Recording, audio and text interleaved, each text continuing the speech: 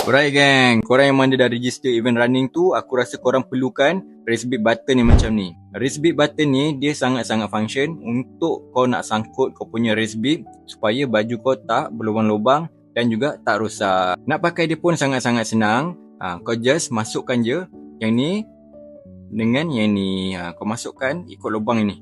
Masuk je macam ni. Sangat-sangat senang. Dan nanti masa dekat baju nanti, kau tengok dia jadi macam ni. Sangat-sangat kemas dan elok. Baju kau pun tak berlubang dan masa kau tengah lari tak ada rasa macam bergoyang-goyang ataupun rasa tak selesa. Jadi kau boleh fokus dekat kau punya larian saja. Kalau dulu kita gunakan pin yang macam ni tau. Pin yang macam ni bukan tak bagus. Bagus je. Tapi bila kau tengah lari, dia ada rasa macam bergoyang-goyang dan dia akan merosakkan baju kau. Baju kau akan berlubang-lubang. Tak cantik lah nanti kan baju kau.